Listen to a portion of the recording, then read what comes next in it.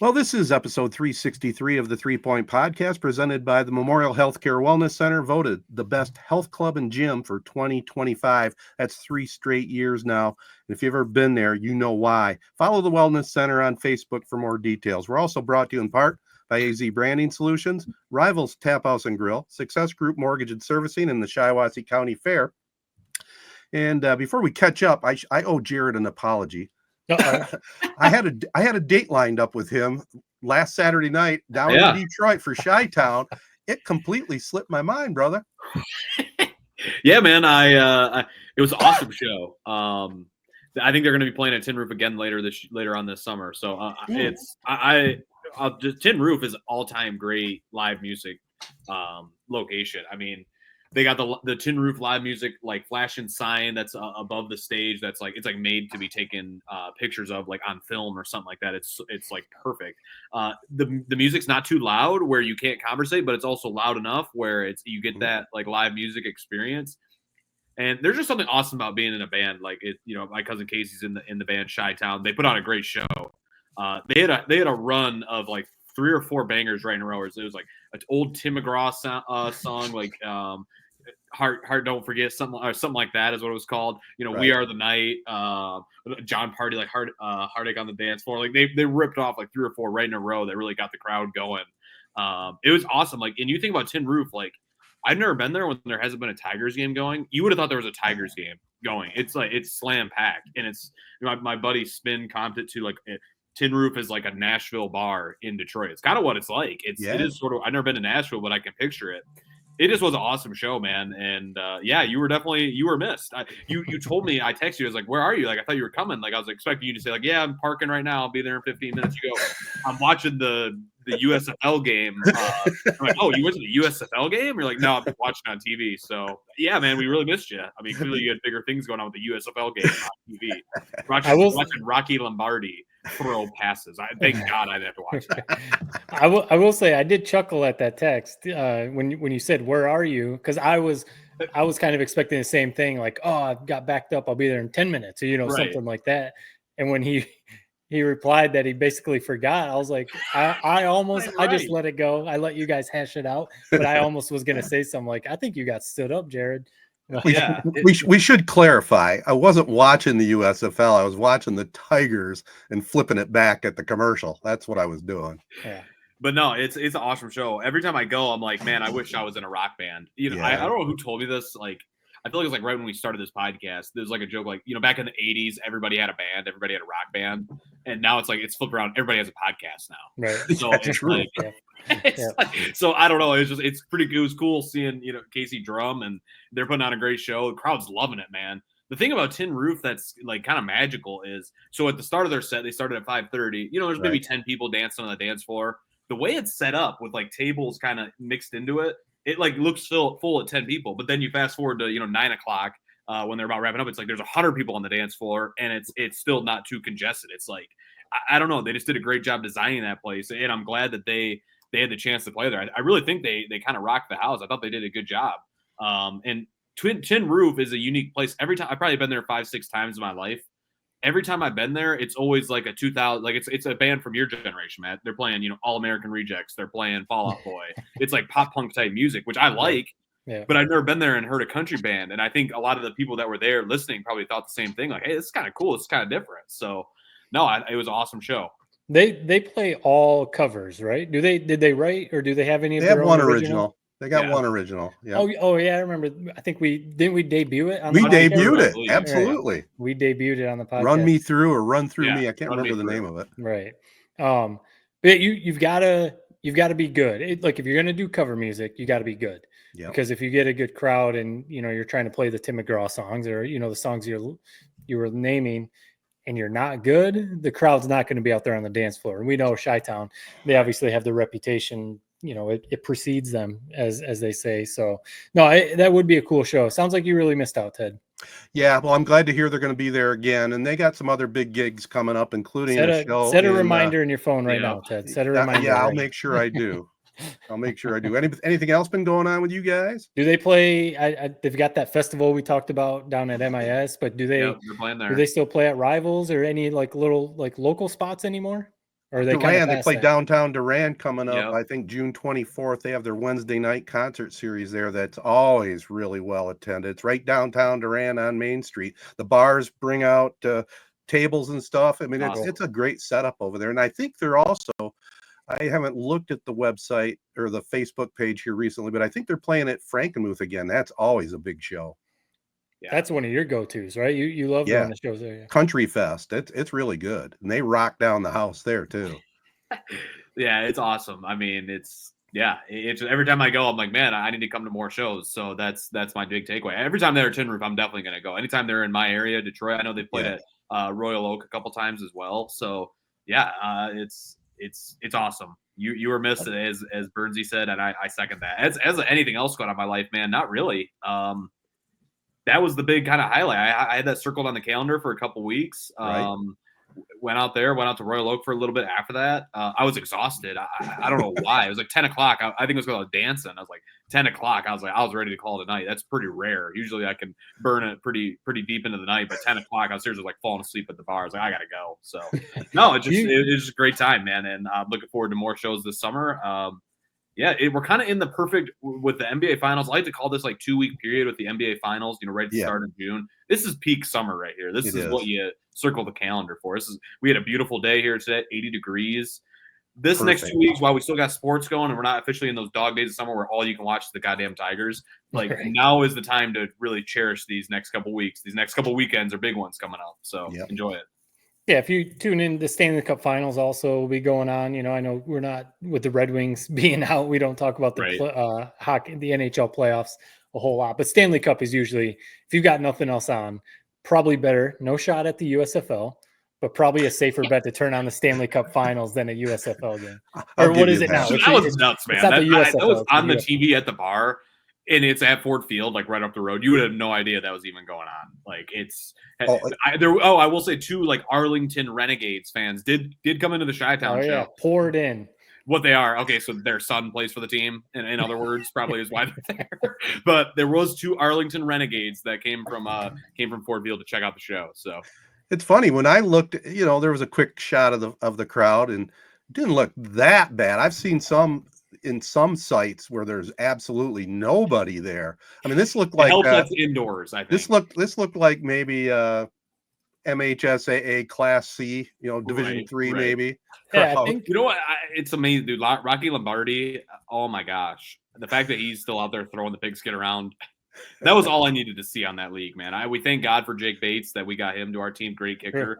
And he is kind of like that league's like folk hero. It's like he was at the game on the sidelines. I saw signing bobbleheads. He had bobbleheads. So he's like, it's awesome that he's that league's like Bo Jackson. It's pretty awesme. But that's got a ways to go. I never understood the infatuation with the need to have that spring league. I've never really understood that, man. If I'm being honest, apparently from what I understand, back in the day, the USFL really had a moment.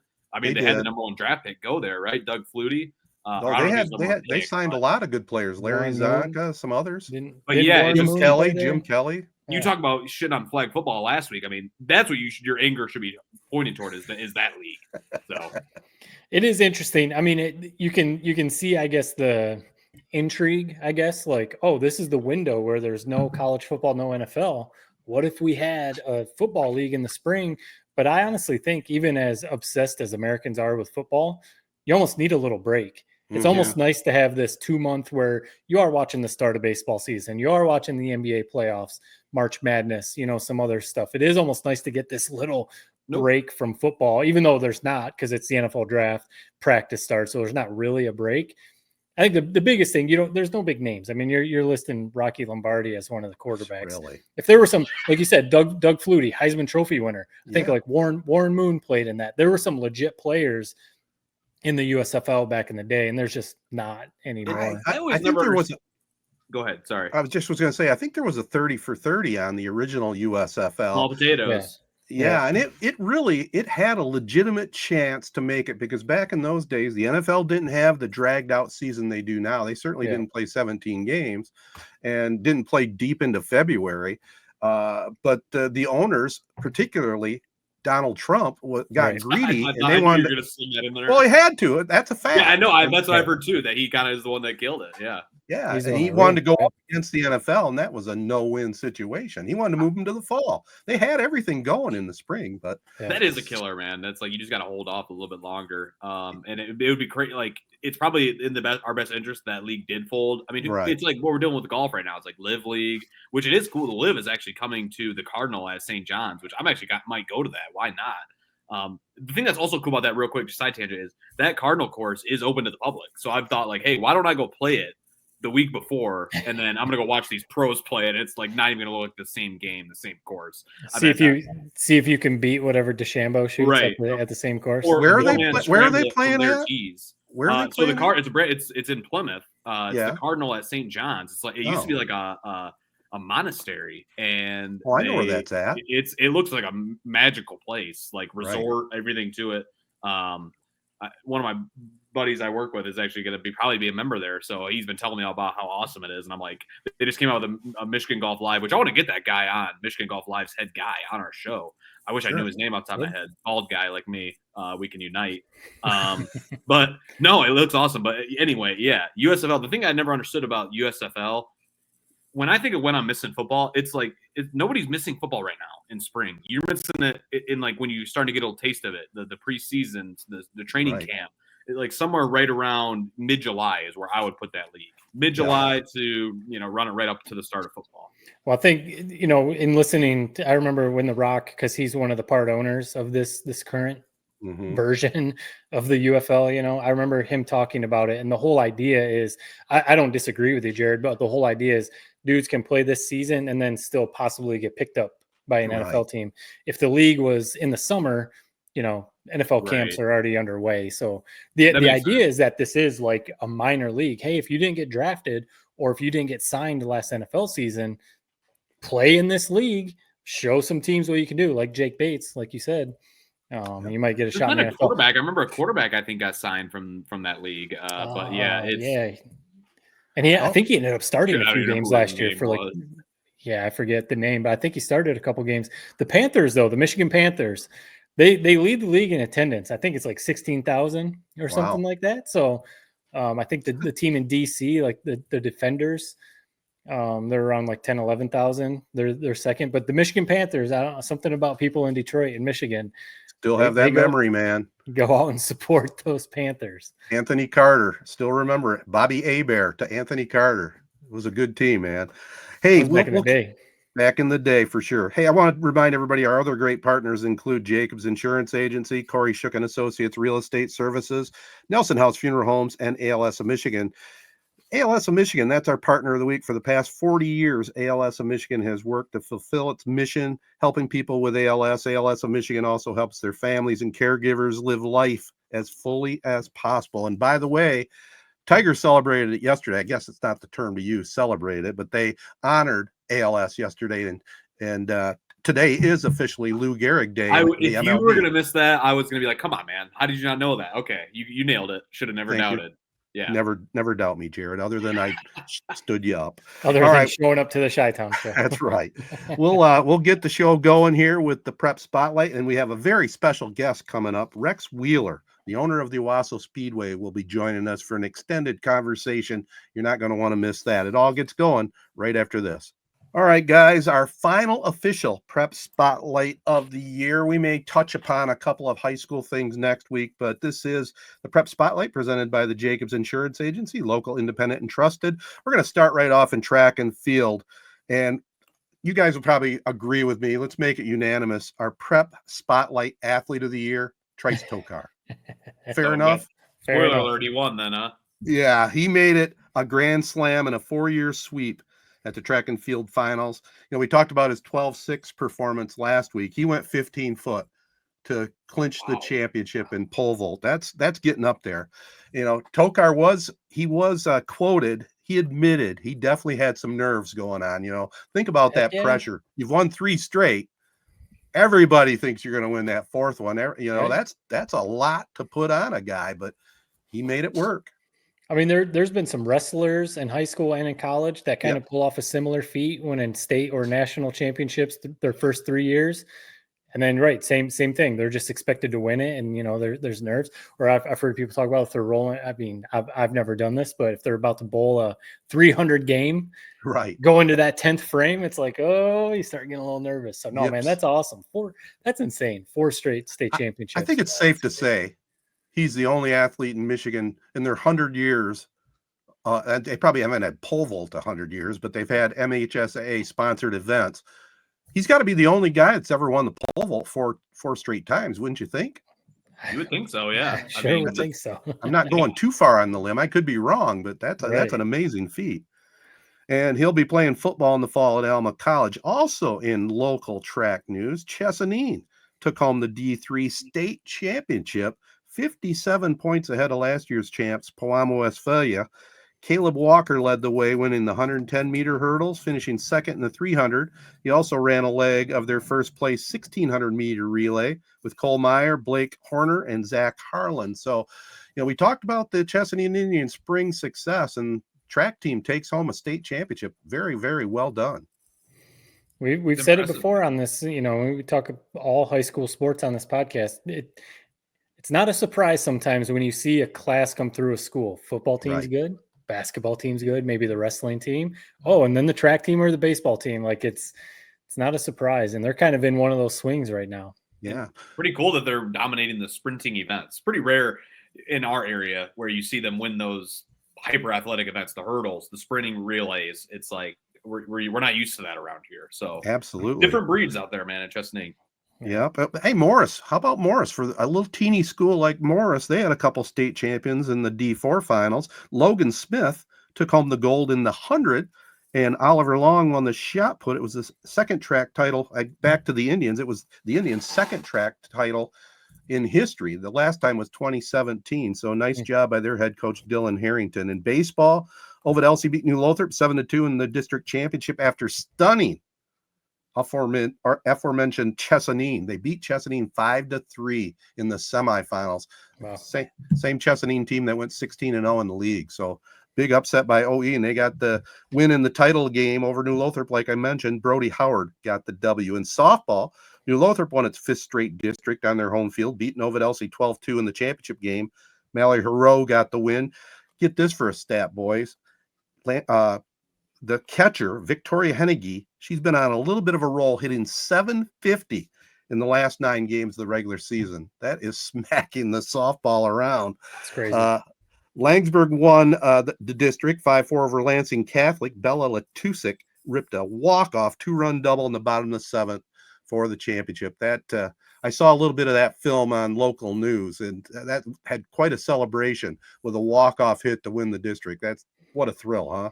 That is awesome. I mean, I've never had that feeling of a walk-off. That's heaven. I see this tweet. It goes like semi-viral like every few months. It feels like this photographer who collects like walk-off home run photos of MLB players because he believes that when you get to heaven, that's what's waiting for you. Basically, is you're rounding the bases and your family and whatever's waiting for you at home.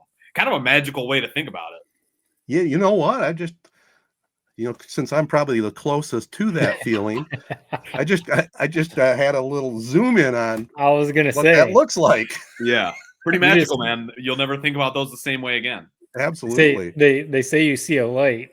Jared, you just showed Ted a light of what he's about to see. No doubt. And wrapping up the prep spotlight in the D4 district final, freshman Kiara Ruse got the goal with 47 seconds left in overtime to end Bass season 2-1. That's the prep spotlight, fellas, brought to you by Jacobs Insurance. I was gonna mention a couple things real quick. Yeah. I know I mentioned my nephews that go to Perry. My oldest nephew Brady, his girlfriend Sarah Austin is the star pitcher for their softball team. They lost to Lanesburg in their districts. I guess it was a big upset, but I was told that she's going to go pitch for a school in the Detroit area in college. And so she's a stud for sure. And she had a personal goal to amass 1,000 strikeouts in her career, which she did, and broke obviously Perry records and stuff like that. But I was curious about MHSAA records because I was like, that's it's got to be a lot, but I mean, Yeah. there's probably some pitchers there's a couple pitchers that went over 2,000 strikeouts. Especially in softball, where you softball, can just right? go every day and Right. for 4 straight years. Yeah, so that is nuts though to think 22,000, man. Jeez. What's the magical number in the MLB for strikeouts? Like, is it 3,000 or where? What is anybody For a pitcher? Yeah, like what's that? What's that 500 home run number for Yeah, I'm strikeouts? not Well, sure. it's 200 a year is Season. a big number. Right. So I would think Nolan Ryan, right? probably, yeah. I should know that Is, answer, but shame on me for not knowing. Right. Yeah, Three. He had 3,000 is three. like the big one, but no, like 3,000. Nolan Ryan had 383 strikeouts in 1973. So I would imagine maybe 300 strikeouts in a season. Maybe that's like So 19 pitchers in MLB history have reached 3,000 strikeouts in a career. Most notably Nolan Ryan, Randy Johnson, Roger Clemens. Oh yeah. 20, and then 2,500 is about 40 pitchers. So Chris Sale's like the most recent guy to reach that. So 3,000 is the Hall a of big Fame number. Yeah.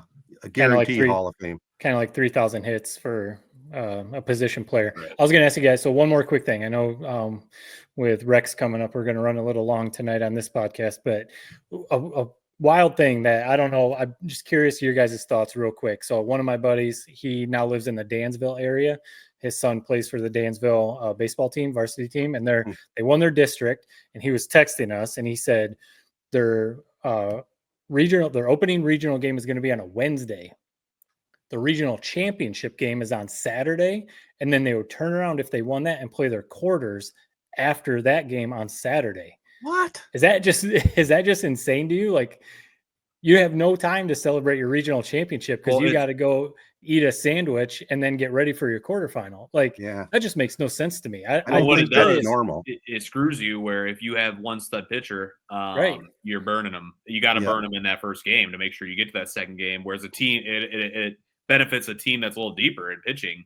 So I don't know. That is sort of bizarre. It's kind of cool in a way, but also definitely weird. And they never do anything on Sundays. It seems like that just seems like maybe an MHSA rule. No, they played football on Sunday. Remember? Yeah, I guess you're right. You're right. This past year, and people got upset about it. Right. I remember. Right. Yeah.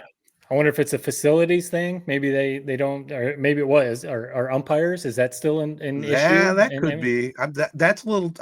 Maybe one of our baseball coaches out there knows and can tweet us. But right. I've never heard of that. They always had the quarterfinal a couple days later, usually. Right. Which his team their starting pitcher. You mentioned stud pitcher. He's going to pitch at West Virginia. So they're kind of burned by this. Right. I would be curious what their strategy is. You got to pitch him to win that regional, but like it's a tough call. That's what the manager it's playing with fire because man, if you lose that game and you saved your ace, you'd never sleep again. Well, you got to pitch your ace, don't you? You have to. You have to. But you don't have to go the full 7. You could go 4. There's strategy that comes in then, space it out. Depends how the hitting goes. It's crazy though. It would be. You win your region and you celebrate, but then you're like, all right, guys, go drink a Gatorade and get ready because we got another game. That's crazy. Yeah. All right. Well, let's take another short break and come back with an interview with the Owosso Speedway owner. And he's got a lot of interesting stuff to talk about. The owner of the Owosso Speedway, Rex Wheeler, right after this. Well, next on the podcast, we're very excited. We've been trying to put this together for a little while. I've been driving down 21 quite a bit, seeing everything that's been going on at the Speedway, the Owosso Speedway. And we've hooked up with the owner, Rex Wheeler. And Rex, first of all, did a little background on you. I know you're a New Lothrop guy. You really support the New Lothrop programs over there. I mean, every time I drive into that high school, the sign seems to change to a different championship drive. I think it's like up to 28 or something. But looking at your bio a little bit, and correct me if I'm wrong, Wheeler Trucking was founded. Was it directly because of the Great Recession and you wanted to get something going on your own? Well, basically, yeah, I found myself out of a job and I like to eat. So that's kind of how that started. Well, you grew it into a phenomenally successful trucking company. But then in 2022, you decided to get into the racing business. And I guess that's where I want to start. Were you always a racing fan? How did you decide to buy the Owosso Speedway, which frankly has had its ups and downs throughout the years, but right now it's on a serious upswing? Absolutely. Yeah. Yeah, guys. So I guess the best way for me to explain it is I don't hunt, I don't fish, I'm no good at golf. So I've tried a lot of things in my life, and when I've ever had a day off, I like to drift off to a racetrack somewhere. I've been to hundreds and hundreds of tracks in our country, and me and my kids and my wife, we've always tried to go to a racetrack. I'm the diehard one that always wants to can't get enough of it. So everything from NASCAR tracks to short tracks, and that's really been my passion. So yeah, that's but there was no plan laid out of ever buying a racetrack. That just all kind of come about in 2022. Uh, I found myself as a race fan my whole life, but now I'm on the other side of the table working our butts off running a racetrack. Yeah. So Well, it is cool to how see did how you- much it's grown. Sorry, Jared, to jump No, in, you're but good. yeah, it's cool to see how much it's grown because, like Ted said, there has been some ups and downs. I remember growing up knowing people that would go out to the track, but I don't think the attendance then was what it is now with what you guys are doing. So kudos there. But I'm curious your thoughts on the investment side of it. It is a business. You have a racing passion, obviously, saying how much you travel around and go to as many tracks as possible. But if you talk to maybe an investor or something like that, they might have called you crazy if you were investing into a track, like Owosso Speedway. As far as the business side of it, what was your vision? Was it just the passion of racing, or did you see something bigger in the community, the Owosso, Ovid, the Shiawassee County community that you knew, if you put the right resources into it, maybe upgraded the facilities? Did you have a vision like this track can be, what you're turning it into? Well, I think it kind of referred back to what Ted said. I started a trucking company in 15 years, grew it to the largest lowboy fleet in the country. It's over 300 trucks. And so when we bought the racetrack in 2022, I knew I had a vision of where that I wanted to fix the place up. I believe that first fall and that first winter, we told people give us 3 to 5 years and we're going to have just a really nice racetrack. Well, we're 2.5 years into it, and I'm telling people, give me 8 to 10 more years, and I'm going to have the racetrack that I really want. Because when you just go look at what we're doing, like the tech barn is one of them. The tech barn provides part sales for the racers, tire sales, fuel sales, and that's the part where racers have to come through the tech barn for pre-tech and after tech. And it's most racetracks, it's if they have a tech barn at all, it's an old an old pole barn, an old tin building. Well, this thing's gorgeous. It's polyurethane floors and heated and air conditioned, and tire carousel in there. You'd have to see it. It's state of the art. So as I get older in life, I want things a certain way. So we decided we're going to slow down and we're going to build it the way we want to build it, and who cares how long it takes. So we pretty much the latest plan is broke it into 8 phases of construction. We're into phase 2 right now of 8, and it's taken about a year, a little over a year per phase. So yeah, guys, realistically, where we're going with it is the nicest, safest short track in the nation, right here in Ovid, Michigan, Owosso. Um, it's crazy. It's hard to believe, and the folks that's paid attention and come on the property and looked around believes that we're well on task to do that. And so yeah, the investment side of it, no, it don't make any sense. I put it on paper one day, and I believe if I live to be 116 years old, I'm going to break even. So, but with that, we look at what Shiawassee County needs, Yeah. with Wheeler Trucking in Shiawassee County and now Owosso Speedway. I believe we're the second largest employer just behind Memorial Hospital. So Wow. what does our county need? What do we need? Well, we need some hotels. We need, there's just not a whole lot, right? And Right. so we rezoned the property. It took a year and a half to do it the way we wanted to do it, to what you call a PUD zoning. So that's a project unit development. It's multi zonings on the same property. So we are going to have weddings, a big wedding hall, Oh, wow. a racetrack. When you go for that type of zoning, you have to list what do you want to do with the property, and we listed about 200 items. Wow. And And then there's public meetings, the public's invited, and the Middlebury Township had a say so, as well as the Shiawassee County Board of Commissioners. And we got unanimous votes from the township and the county when we were said and done. So realistically, in Michigan, we race 5 months out of the year. Well, what are we going to do with this valuable piece of property 7 more months? So that's what we're going to do. You can't rely on snow, right? And put in a sledding hill. I mean, that's not a viable option. 201. Where was you back 6 months ago? 201 items. How did you get into racing all those years ago? It's from when I was reading up on you, it sounds like you've been racing, your whole life. It sounds terrifying to me. When did you first jump into a race car, and how were you actually scared? Can you take me back to that? Well, what's really kind of cool about it, I'm no good at racing, so that's really a good thing for me, because I'd probably have 20 race cars. So Right. I call myself a race fan. So, but yes, back in the 80s, a friend of mine went to high school with, Scott Clifford. He raced. He started racing in 1986. So that's car number 86 he always went with. And Scott's raced his whole life. Matter of fact, we graduated in 1985. We just had our 40th high school reunion. That's how far this goes back.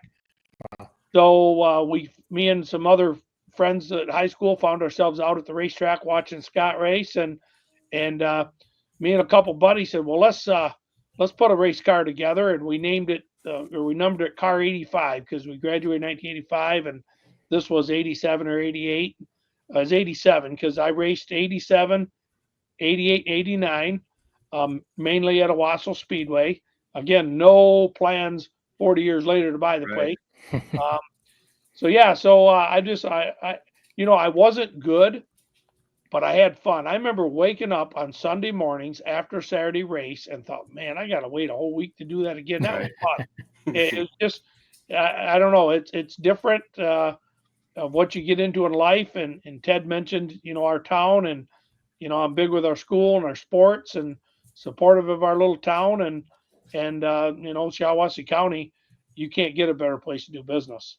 So when did it materialize that you were actually you talked about how you never envisioned obviously owning a racetrack. How did that come together? And were you a little bit nervous when you first put that, I was reading online $528,000, how much you paid for it. Were you nervous when you signed over that check and like, man, this is quite a little bit of a risk? Well, I was talking to the owners of the track at the time, and they were the 11th owners of the property since 1939. Mm-hmm. And the nervous part come when I come home and try to talk to my wife about it. So I don't know, where am I going to sell this? Right. But yeah, we're the 12th owners of the property. Owosso Speedway started in 1939. It's the oldest racetrack in Michigan. A lot of rich history. But as far as what happened is what went on with Owosso Speedway. You guys said it's had its years that was ups and downs. Oh yeah. So when you go back in history, after World War II, there was over 2,000 racetracks in the United States. Everything from the short track, like we have, up to the super speedways like NASCAR. Today, it's under 800. Right. So look what's happening in our country, from over 2,000 to under 800. Well, I tell people, kids all got these little computers, and there's more things to do in today's environment. Back when I was a kid, go out and get your hands dirty. You learn to work on a car. If you wanted to drive a car, especially growing up, you didn't have any money, you better learn how to work on it. So, right. It was a little easier. Today's racers, I think they're much tougher than I was back in the day, because, it's high tech now. They got to really learn their stuff, but, so yeah, it just kind of got into it. I got talking to the Williams family, again, 11th owner of the track.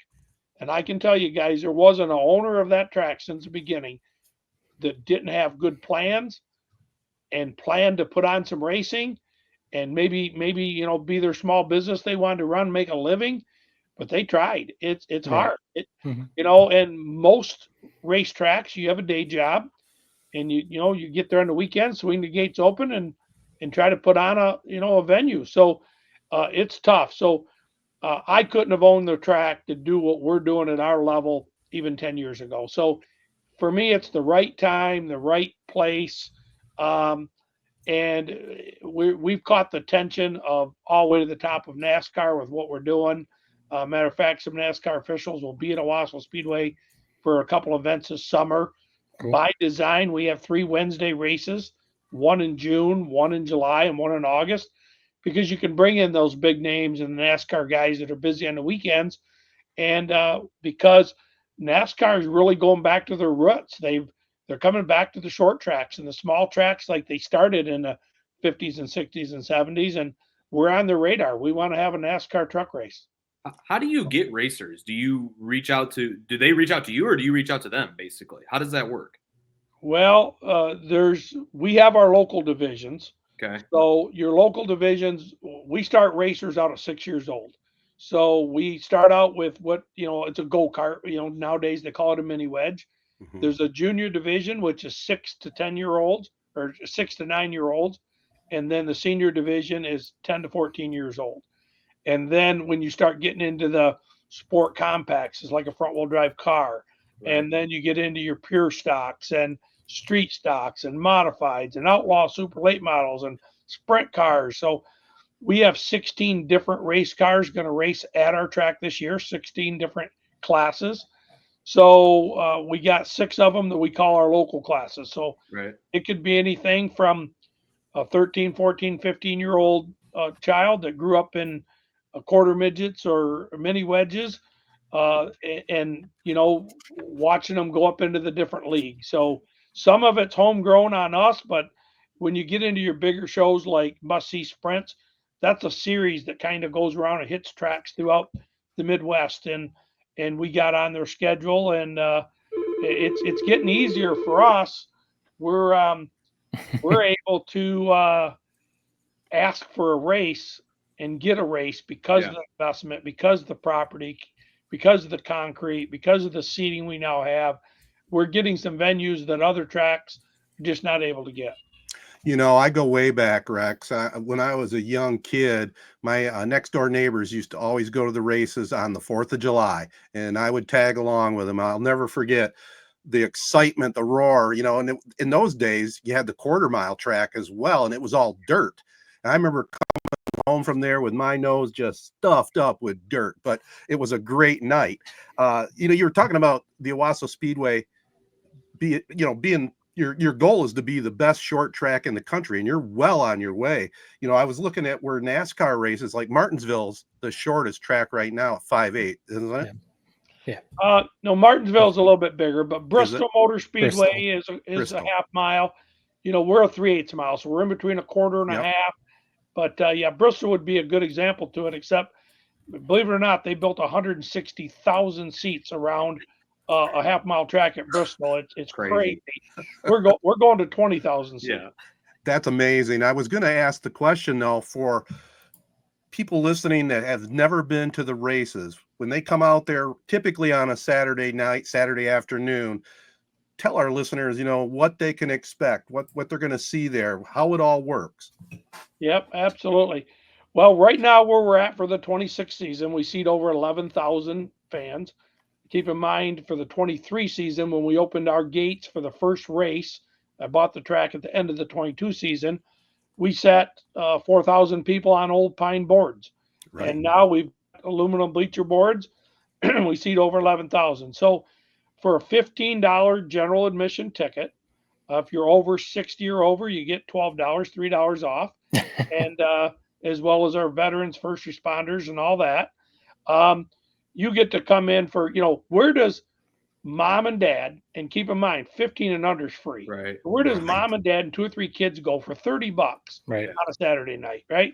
So, of course, if you want to buy a pit pass and get up close with the race cars in the pits and see drivers and get autographs, that's a $35 pit pass.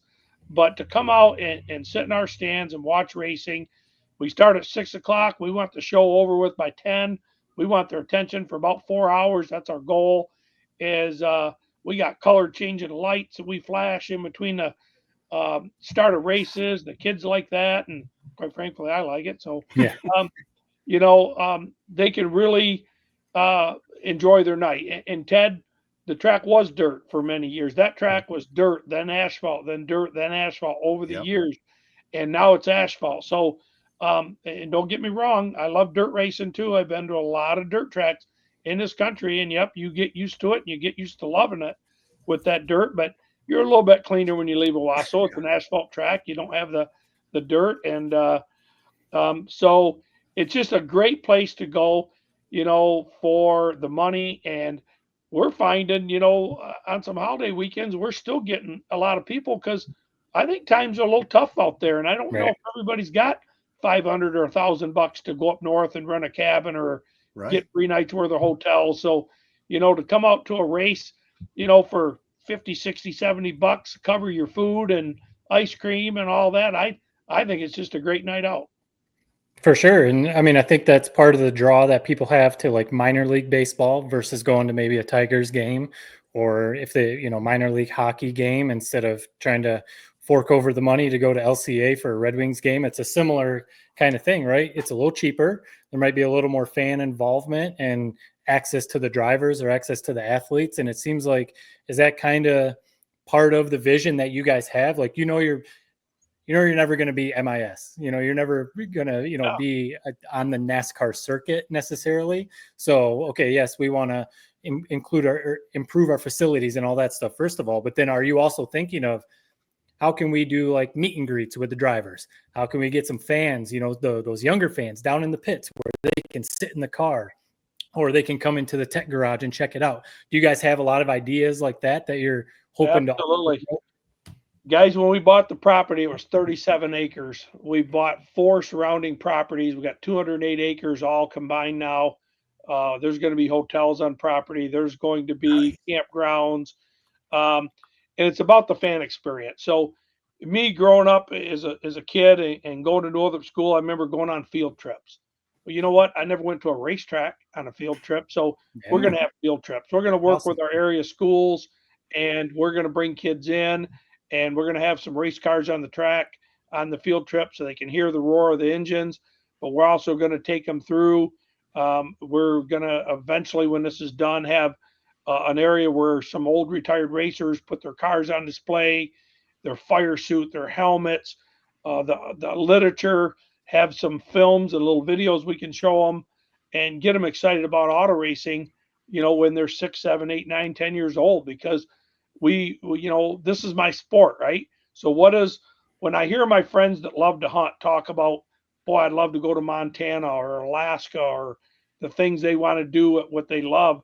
Well, they don't want their sport to ever die, right? Right. I don't want ours to die, and so we want to do those things that keeps motorsports alive, and it's got to be affordable, guys. I grew up and we had no money, and if I ever got to go to the Pontiac Silverdome to watch the Lions play, because Ford Field wasn't built yet, I didn't sit at the 50-yard line.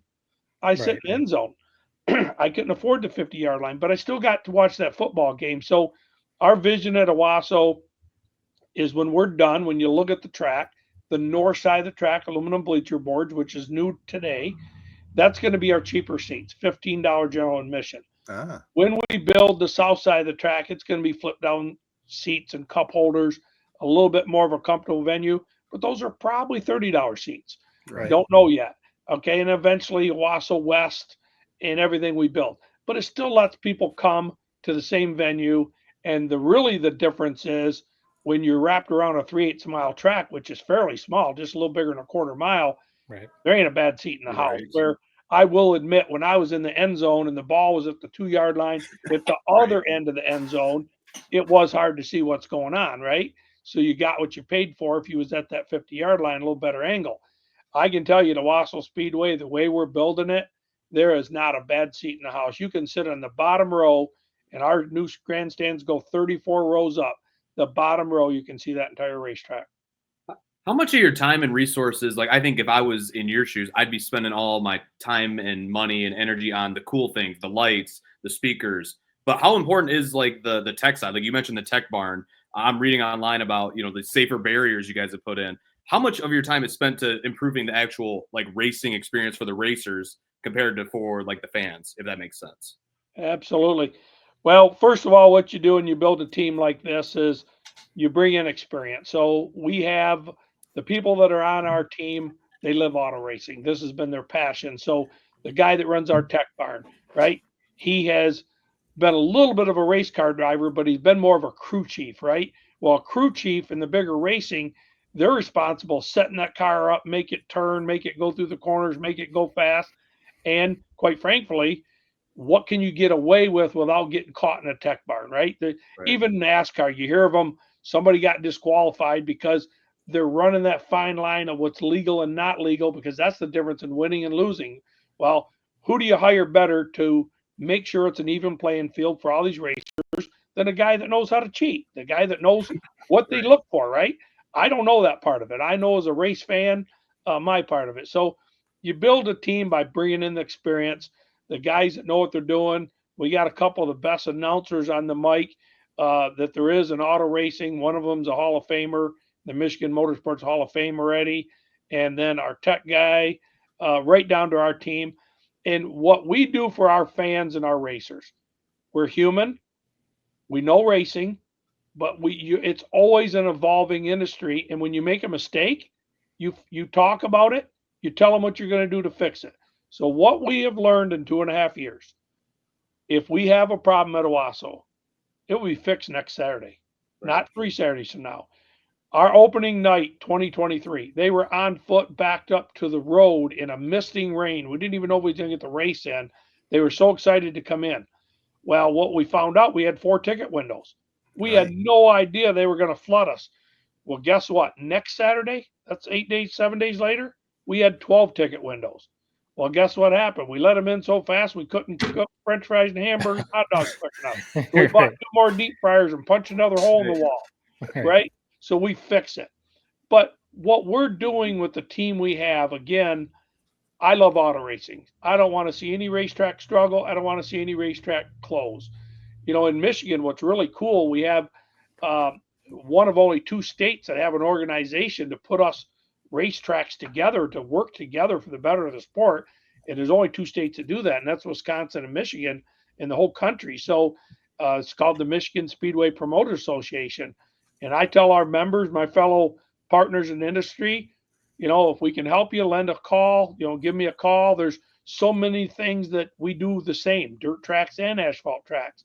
So we're very fortunate at Owosso. We're working extremely hard. We got a very knowledgeable team, but we're trying to be cognizant of what's going around. We don't want to, you know, do things to where the track 30 miles down the road is going to close their doors, right? Because we're stepping on them, and we don't want to do that.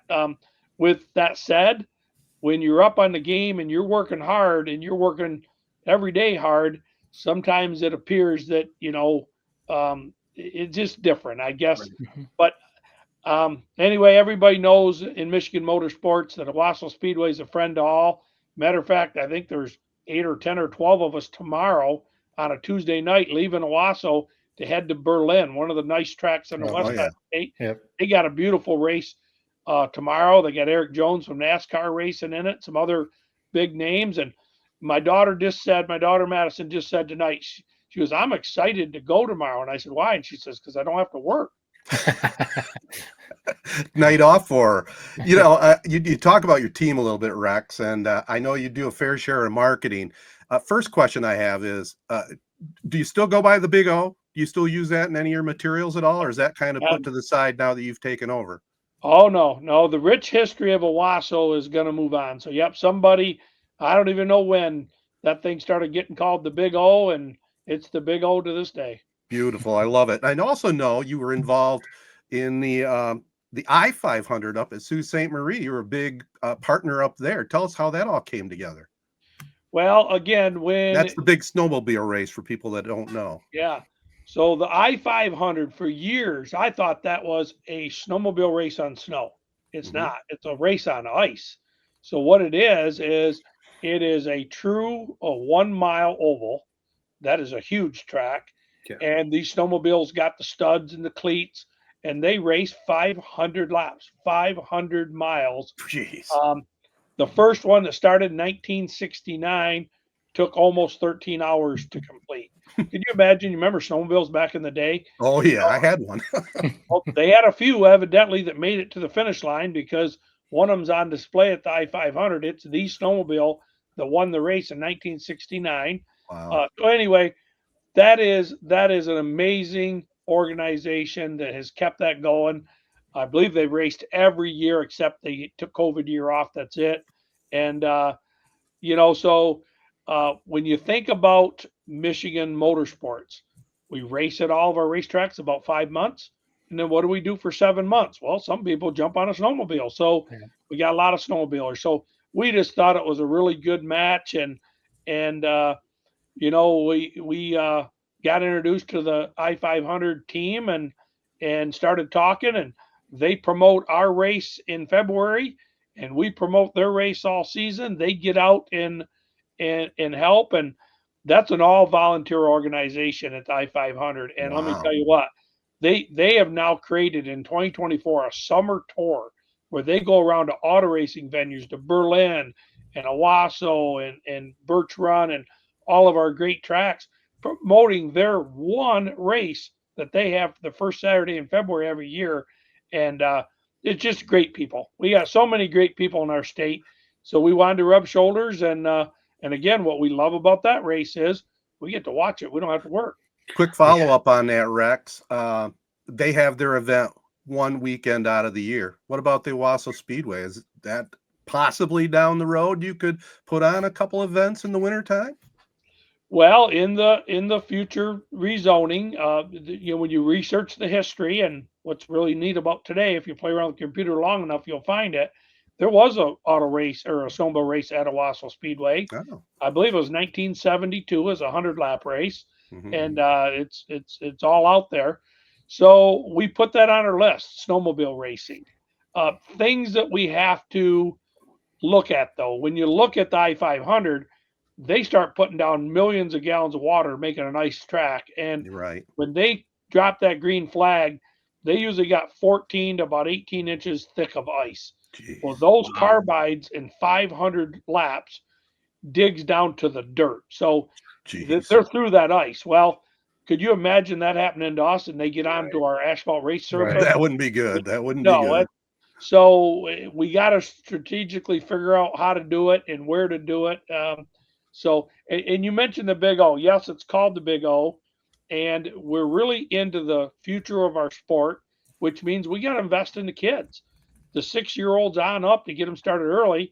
So we race them at our track, and we've been racing them in our infield, and it's not perfect. There's really a lot of tracks around the state doing a good job trying to promote the go-karts, the mini wedges, the quarter midgets. But they struggle with finding a good place for them to race. Well, our infield is all made for drainage, so it's not smooth and it's not a racetrack, but we make it work. So my wife watched enough of it, and she said, "This ain't going to work. We got to build the kids their own track." And within about 24 hours of that thought, she named it the Mini O. The Mini O. So we're going to have the Mini O in the front parking lot of the Big O. So this thing is going to be their own racetrack, their own race surface, got some banking on it, got their own grandstands, their own concession stands, and that will be operational definitely by the 27 season, hopefully the 26 season. We're working on it. And what we're going to do to give value to our race fans, the people that usually come watch them is mom and dad and aunt and uncle and grandma and grandpa. If you want to come out to the Mini O, which is a Saturday, like starting at 11 a.m., we get them all wrapped up and done about noon or 1, and then we're going to the Big O for the big cars, right? Sure. And a lot of time it's dad racing in the evening and the son or daughter racing in the morning. Well, we're going to honor those general admission tickets from the Mini O right on over to the Big O. So you don't got to buy another ticket. So come on out, watch the kids race. Those kids want to win a race in front of a pretty good group. They're watching them, right?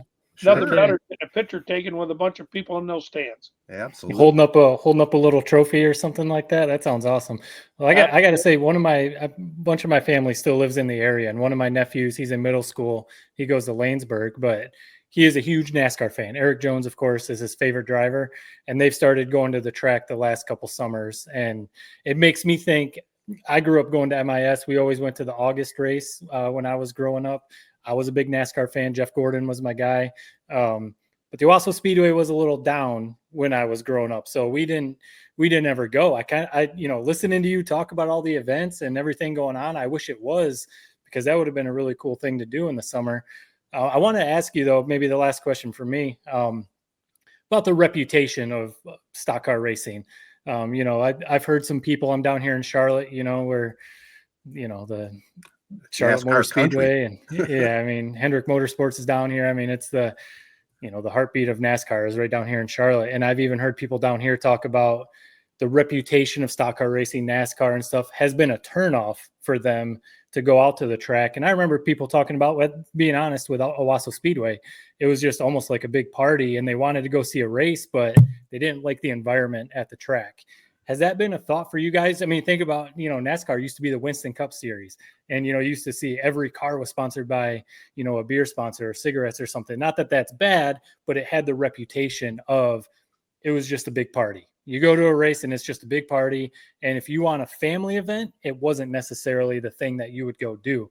Has that been a discussion for you guys? I mean, it sounds like you guys are going all in on trying to make this a big family event. Has that been something you guys have tried to talk about while also keeping the history of stock car racing? Oh, absolutely. So, our goal is on Sundays when people are sitting around the breakfast table talking about Saturday night, we want the kids and mom and dad and everybody to take away something that they enjoyed. Again, our color changing lights. We got a feature on the track, got a big race getting ready to start. We play the music. The lights are flashing, the beat of the music. Maybe that was the 8-year-old that thought that was really cool. As far as NASCAR, guys, let me tell you, I've been a fan my whole life. Mm-hmm. NASCAR is really, in the last 5-6 years, working really hard to go back to the roots. Yeah. So NASCAR is wanting the full fan experience. Little guys like us in Ovid, Michigan, right? They're talking to us. They're leaning on us. So they got this thing called the NASCAR short tracks, and the small tracks like us can join it. We are not a member today. We are considering it in the future. We look at everything, but that's what we want as the family. So we have our family section in our stands. We have a whole section that says family section, no smoking, no drinking, no cursing, right? And we have signs everywhere. If you're not with the family and maybe, you're having a couple beers and you might get a little loose with the tongue, well, head on down to the east side of those big grandstands that seat over 8,100 people and go on down there, because we want the fan experience down here. So we definitely want a fan experience at Owosso. And I'll tell you, again, right on up to NASCAR, every industry, if you talk about baseball, football, or any sport, they've seen their better years and their leaner years.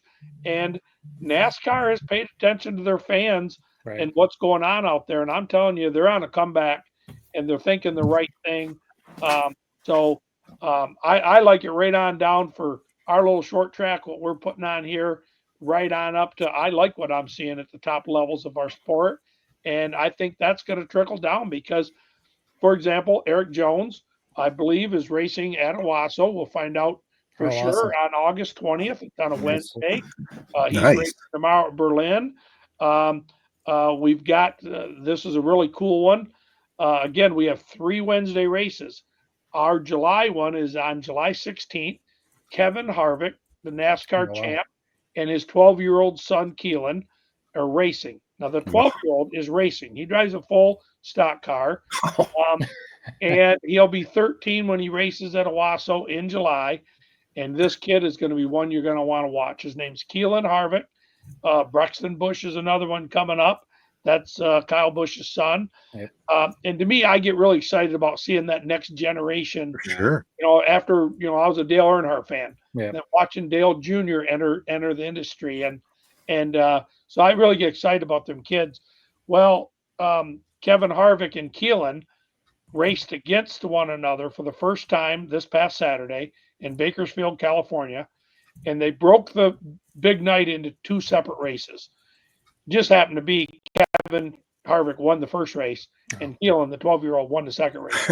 Now, the people that didn't watch it or maybe don't know as much about racing as we might think that was a staged deal to get attention.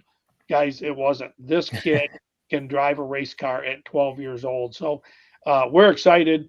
We have a 200 lap race called the Master of the Pros 200. It will bring in the best of the best in that series. Now, because of Kevin and Keelan coming to Owosso, we're now hearing rumbles of some other NASCAR guys. They want to come spoil the show. So we're gonna come win that race or put on a competition. And I'm not gonna pick today that Keelan's gonna beat them all in that race at Owosso, but I tell you what, he puts on a show, and give that kid a couple more years, and he's one that you're gonna see at the front of the pack often. Well, Rex, I got to tell you, this has been a lot of fun. We'll have to redo this again down the road, but you got so much going on there. Kudos to you, my friend. I really admire what you've done, not only with Wheeler Trucking. You said you grew up with not much, but now look what you've done. And I got to believe most of that is from hard work. Yeah, you had some brain power behind it too, but hard work really pays off. And you can see it every day out there at the Speedway. So before we let you go, you did a great job selling the Big O. Give our listeners one more chance to where they should follow you online, all that good stuff. Absolutely. Well, the easiest thing is OwossoSpeedway.com, or of course, go to our Facebook page and check us out on Facebook. I'm 58 years old now, and I'm 2 years on Facebook because I bought a racetrack. I never was on Facebook. So Facebook definitely does a ton of help. And so between those two, you can buy tickets online. You can buy tickets at the gate. So guys, I appreciate you putting me on here, and we are working hard for our fans to keep prices low, to afford to come out and have a good night. There's nothing better to seeing a packed stands come race night. Just gets us going. Are you out there every Saturday, I assume? Absolutely. My son graduated college at Houghton Hancock last spring. Right. Working on the schedule, and come to find out his graduation day is opening race night at Owosso Speedway. So I called my son Hunter and I said, well, obviously I'm going to be at your graduation. I'll miss opening night. Right. And me and Hunter started talking. Well, Dad, we start at 10 and we get out of here. And so, oh my goodness, we had an airplane lined up. We made wow, nice. So I have never missed a race since we've owned the track now, and I'm sure there's going to be a day for a good reason I have to miss one for a family function. But I wake up and wish every day was race day. That's awesome. Well, Rex, we appreciate the time, man, and we'll definitely catch up with you down the road. I appreciate having me, guys. All right, guys, I'll tell you what, just talking to Rex, you can tell he is very passionate about racing, and especially the Big O. I mean, I'm geeked up to go out there for a couple of events this year for sure. When is the last time you've been? Jared, it's probably, have you ever been, Jared? No, I haven't. It's been years. It's been years. I mean, I've been watching, like we talked about in the interview. I watched some of the different ownership, some of the different political things. He talked about it in the very beginning. He's had a lot of cooperation with the politicians, the county commissioners, probably the neighbors. Because like I told you guys off the air, I mean, I live probably 8 to 10 miles as the crow flies. And on Saturday nights, man, you can hear those cars roaring around out there, and I can only imagine what it's like for neighbors. Isn't that good that he's seemingly not running into issues with the zoning? It's like there's nothing more annoying than when you get somebody like that, and it's like they're putting up every barrier to succeed. Right. Like I was listening to him. It's like, man, I just want to go work for this guy for a summer. Like you talk about a guy just getting shit done. Like that's what this guy's done in his life, man. Like you talk about Wheeler Trucking, where he turned biggest fleet in the entire country is what he was saying, and then he talks about obviously with what he's doing at Owosso Speedway. It's like you just want to listen to that guy talk. You just want to be in the room when he's doing some business dealings. You just want to learn from him. So sounds like what he's doing at Speedway is friggin' big time. For sure. That was going to be if we wanted to talk to him for an hour and a half. I had a couple more questions I was going to fire out. So maybe this would be for the next time he's on. But I was going to ask him something about that. Like you mentioned, go work for him. He mentioned they had their list of 200 things they were going to do at the track. I don't know if it'd be like a co-op internship or something like that with the local schools where, like when I grew up, we had an autos class where, you could go, they had the garage at the high school, you work on a car. Is that a thing anymore? Did you guys have that, Jared? Yeah, I think I do believe it was still around. At least it maybe just went away right when I was in high school. But there's metals, there's woods. There definitely was an autos class at one point as well. I think most of those classes now are in the CT Oh, right. thing Right. through the RESD. But Yeah, like if he had any ideas for that, to have high school kids come out and work on cars, or run the track or something like that. If one of his ideas to grow, it could be something. he kind of caught my attention when he said they were the second largest employer behind Memorial Healthcare. That's crazy. That is wild. And including the trucking business, right? Is what I think so. Yeah, but still impressive. No, really cool. And yeah, if you're gonna, you mentioned the passion. If you're gonna run a racetrack, I think you've got to really love racing. Oh, yeah. Like that's not just like a side gig little thing you do. Like you got to love it.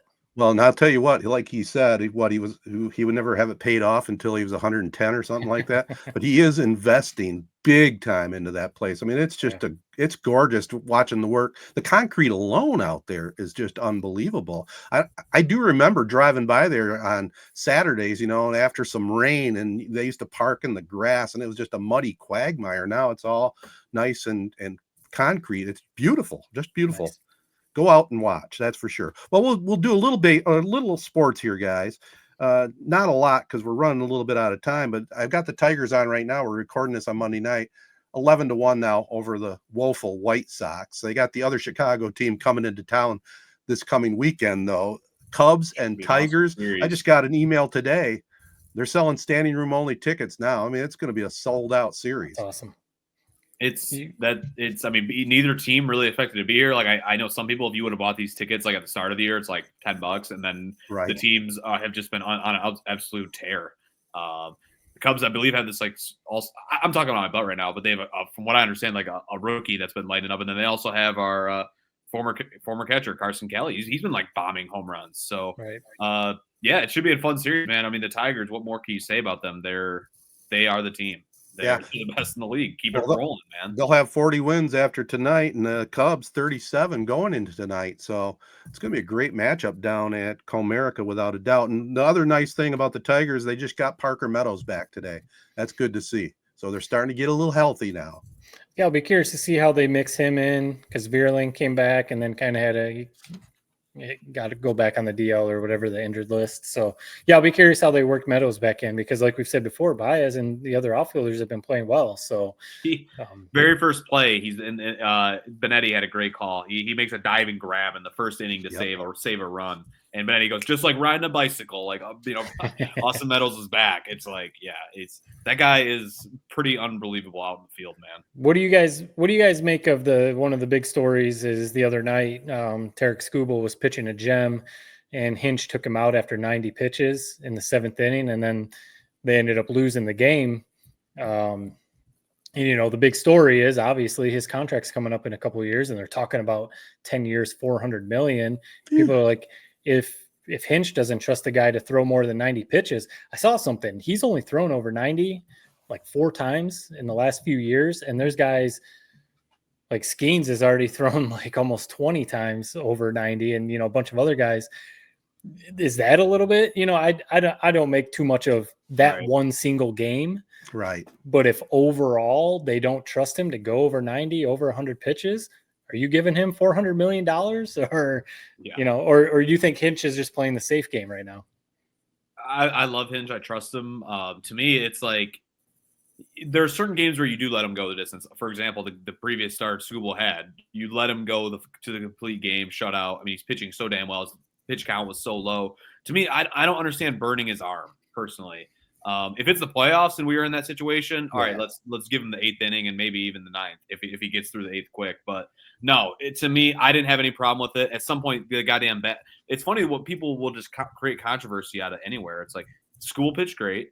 They didn't score a single damn run. It's like the reliever gave up 1 run. It's I mean, it's not like they came in and they got shelled. It's like, man, you look at the end of the scorecard at the end of the day, you gave up 1 run. You think you're going to win that damn game. Right. So it's tough. People will rip on Hinch. I think he does a good job. I think he handles it right. I mean, Skubal's really been pretty healthy the last 2 years. He had 1 arm injury that he dealt with. Obviously, I think it was AC or was it why am I blanking on the name of the big surgery? Tommy John. Oh, Tommy John. Yeah. So it wasn't quite Tommy John, but it was something in his throwing arm. But yeah, to me, I have no problem with how he handled it. It's a regular season game. At some point, you got to put a damn run on the board, and they just couldn't do it. Yeah, good points on both there. I mean, I'm a little old school. I 90 pitches is nothing from the old days, but Right. it must be something to do with today's day and age of pitchers, but I do understand them protecting their investment, but 90 pitches and you're dominating. I did hate to see that loss. It could come back to bite them, but yeah, it is what it is. He's going to stay healthy. Yeah. Hey, I got a baseball tidbit, or Tedbit, we'll call it. Tedbit. We've had a couple comments from people that likes us talking baseball, especially now that Jared's got into it with the Baseball 100. Here's one for you. It's from Jim, from @Jim from Baseball, one of my favorite follows on Twitter. In a 1950s game, Washington Senator pitcher Corrado Morano once asked Ted Williams to sign a ball he fanned him with. Williams grudgingly did. Next time they faced off, Teddy Ballgame crushed a curveball into the grandstands. As Williams rounded third, he yelled to Connie, "Why don't you see if you can find that one? I'll sign it for you." There you go. The best tweet I saw on Ted Williams this weekend was Barry Bonds, career WAR 162.1. Ted Williams, Korean, World War II.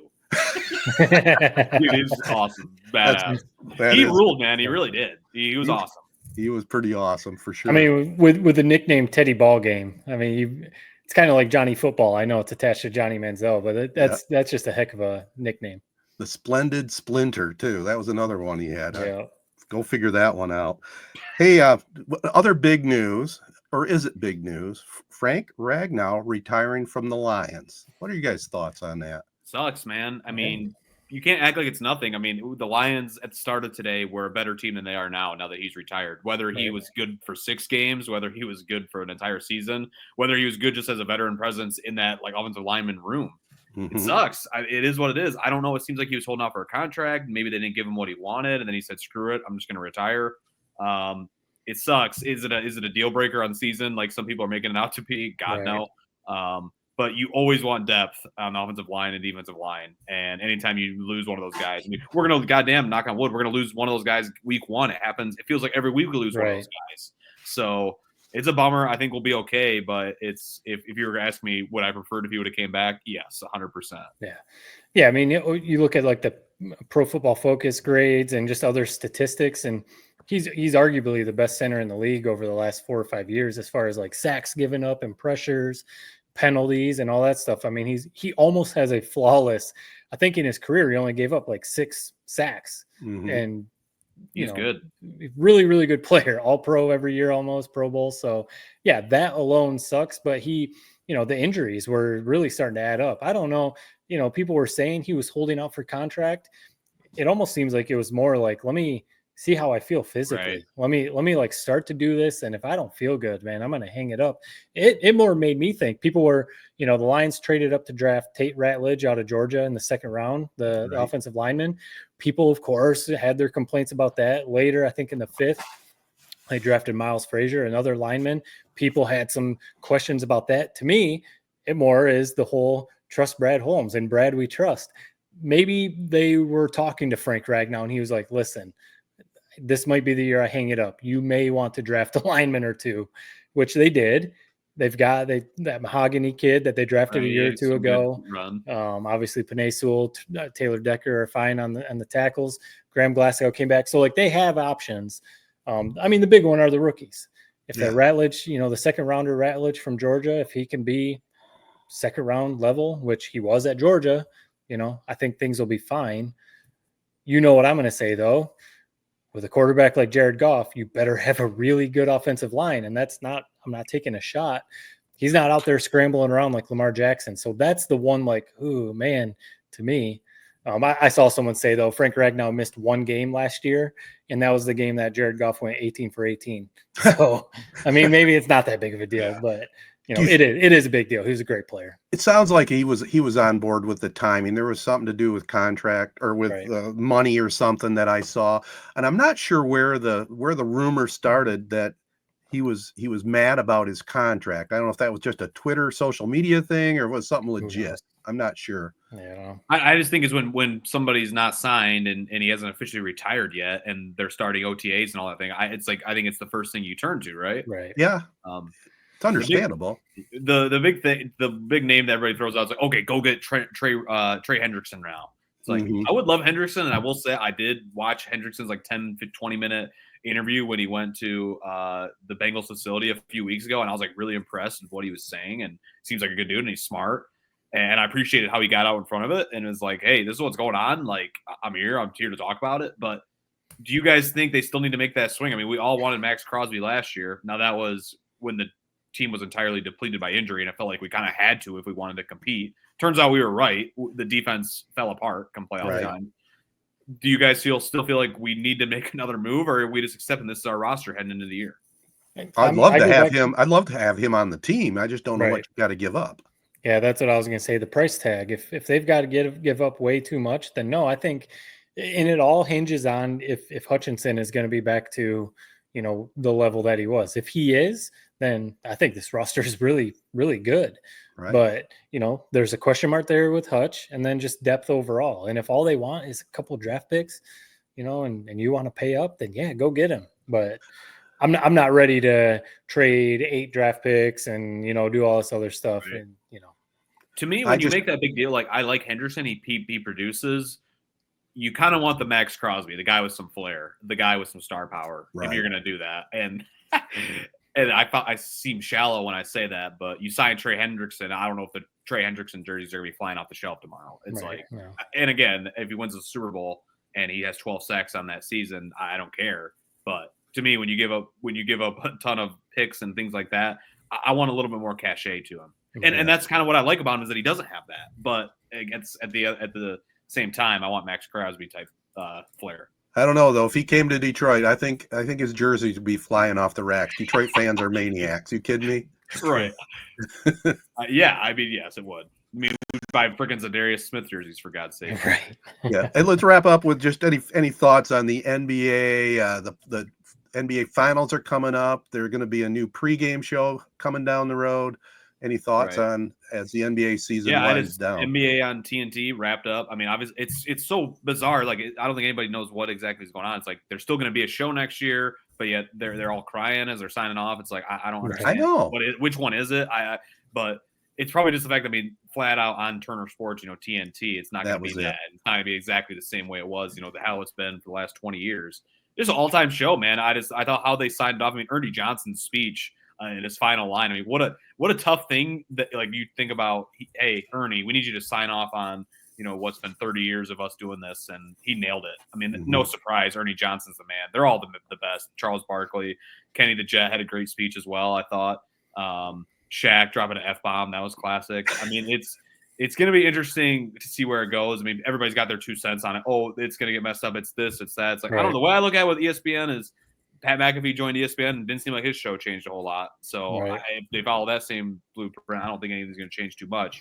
But I wanted to throw this out to you guys. I mean, what is the best sports show in your opinion? This type of thing. I mean, when you Google it, the things that come up, it's PTI, it's College Game Day, it's First Take. I mean, First Take had a moment there from like 2011 to 2013 where I really do think it was elite. When LeBron was in his heyday, Skip was hating on LeBron. Stephen A. kind of came to LeBron's back. Like, it had a moment there. To me, it's still College Game Day. But it seems like maybe in your generation, Ted, people love PTI. I mean, PTI is a great show too. Oh, yeah. But to me, College Game Day has all that stuff that you love about a PTI or NBA on TNT inside the NBA, where they have like that camaraderie, that friendship, where they've been around for 20 years, but they also have the big set. They're on site, all that stuff as well, all the bells and whistles. So to me, it's still College Game Day. But what do you guys think? It's hard to have them in the same category, because College Game Day and PTI to me don't seem like they're same category, Right. But if I had to pick a half-hour show, it's PTI, 100%. No doubt about it. I love that. The PTI Around the Horn hour used to be, it was much must-watch TV. I still love Around the Horn, which that's another one. Around the Horn signed off a couple of weeks ago, their last show. So that was kind of wild to see. But yeah, PTI is like the standard for that kind of show. But yeah, for something like a preview show, a pregame show, or postgame, whatever, College Game Day is the standard. I mean, they win all the Emmys, but Inside the NBA is right there too. I mean, they've had a show for 30 years or whatever. It's just crazy to see that it's going to be quote unquote gone, because it is going to be on ESPN. Now, right, it'll be interesting. All the rumors are that it's going to be all the same crew. It's basically, so like the McAfee show you mentioned, all ESPN does basically is take McAfee, what they're doing on YouTube, Right. put it on ESPN. Right. ESPN has nothing to do with that show except we're putting it on your network. And then they got to do the disclaimer because they can't use the same language and stuff as on ESPN as they can on YouTube. So that is going to be obviously a conversation, with Charles and Shaq. And Charles has made it very clear how those conversations are going to go. I'm doing what I want. Yeah, you literally can't tell me what to do. And that's part of the thing. You can't tell him. He's so big. He's so awesome. It's like, he's one of those few guys like a Pat McAfee. Yeah. Where it's like he calls the shots almost. Yeah. That's what will be interesting. There's a couple other things too, like ESPN, when games are on ESPN or ABC, they typically don't go to a post-game show. Usually after NBA games on ESPN or ABC, it goes to SportsCenter. I mean, you think about the late ones, it goes to Scott Van Pelt's SportsCenter, and then he interviews the player on the court in SportsCenter. Right. But what makes Inside the NBA so great is their post-game show. When they're on late and they're just ripping on dudes and they're interviewing Luka or they're interviewing LeBron. So they're going to have to maybe adjust that a little bit, which will be interesting to see. The halftimes on ESPN aren't as long because there's more commercial breaks, and the Inside the NBA, their segments are longer. So there's going to be some like really specific stuff to hash out, I guess. But either way, it's great for ESPN because they're getting Inside the NBA. Right. So, I mean, it helps because the NBA rights are crazy now. It's back on NBC. Amazon Prime has a package, obviously ESPN. So they had to do something. Because, I mean, the big news with NBC is Michael Jordan's going to be doing studio Michael stuff Jordan, with NBA. Yeah. And I'm just going to get ahead of this. You're going to see this tweet on come Thursday night when the NBA finals start. Oh, the ratings are down 20%. Yeah, they're going to be down. From last year. I don't care about the goddamn ratings. Maybe this finals is maybe a little boring than other years because guess what? LeBron's not in it. Steph Curry's not in it. The two meteors of NBA the last 25 years are not in it. So yeah, it's not going to have that same panache that we've had in the past. But this is it's a fun matchup. To me, it's crazy. I'm looking at the odds on DraftKings, man. I not to brag. I just hit on Pacers plus 950 to win the Eastern Conference. I bet that at the start of round 2. Nice. Pacers are plus 500 to win this series. Thunder are minus 700. Right. That just seems crazy to me, man. How do you not take a flyer on Pacers? They're pretty damn good. To me, they match up well. They kind of are the kryptonite to what Thunder does. To what the Thunder do. They run. They have the depth to match up with them. I mean, the over-under of the series is at 5.5 games. To me, that's like your easy hedge opportunity. It's like, hey, I'm just going to bet the over 5.5 games. It's going to go at least 6 games. And then I'm going to put a longer shot on the Pacers to win this series. What am I missing here? Yeah, and they've good. The Pacers have the head coach in Rick Carlisle too, and Rick Carlisle he pulled off a big upset. Yeah, he figured out how to beat the Knicks. They put Jalen Brunson and made him work on defense, and that affected his offense because Jalen Brunson still had a good series, but you could tell he was gassed on the offensive end because the Pacers were making him work on defense. I would assume, I don't know, but I would assume they're going to try and do the same thing with Shea and try to make him burn all of his energy on defense so he can't do everything on offense. And yeah, I think it's going to be a good series. I was glad that the Pacers won because I thought if it was the Knicks, I thought the Thunder were going to run the Knicks, sweep them probably. Right. But I think the Pacers give them a series. The odds, though, they're insane. I mean, that's basically Vegas saying that the Thunder just are going to run away with it. Well, they are pretty impressive. You got to admit, they're an impressive team. Also, with the finals, those games are more spaced out. To me, it's like the Nuggets. It's like, dude, they just were gassed by the end of the series. It's like they could go toe-to-toe if they had a couple more days of rest maybe, but it's like, to me, it's spread out a little bit more where the Thunder's depth and how they play. It's almost like a college team, like I said before, how a pace it is, how pressure centric it is. But to me, it's way Halliburton's been playing. Like you said, Carlisle, I didn't think about that. Carlisle led the Mavericks over the Heat. In that big time upset where you got JJ Barea making big time plays. So it's, to me, I just love the Pacers. The home crowd advantage that they have, the way they're playing, everything's gelling right now. Halliburton's ascending before our eyes. It seems crazy to me that they're plus 500 favorites. I think it's going to be a great series. I do too. And, ratings aside, I'm really looking forward to it. I think it's a good matchup. Who doesn't love crowning a new champion? Right. Like it's a new story, a new player that gets to take that next step up, whether it's SGA, whether it's Halliburton out of nowhere. what like it, and then now you have the Thunder where it's like, man, they just won the NBA title, like, and now they have all these draft picks, and like it's I think the league is in a good spot right now. At the start of the year, with the maybe it's just because the Pistons are playing well, and I can't wait to see what they do next year. But to me, I really think the NBA took a step forward this playoffs, and I look forward to next year. Like you were talking about, Matt, the NBA and NBC and Inside the NBA staying around, and like I just think there's a lot to look forward to next NBA season. Yeah, and they're in a transitional period too, with LeBron easing out and Steph, in his final run. I mean, we're going to see the new teams, and I think we talked about it a couple weeks ago. Maybe we are going to a more team concept instead of the superstar concept for championships. I mean, yeah, obviously the Thunder have the MVP in Shea, but really, I mean, Halliburton was just voted the most overrated player in the league a couple of weeks ago, mind. Which is wild. But other than him, they're kind of like the 04 Pistons. Right.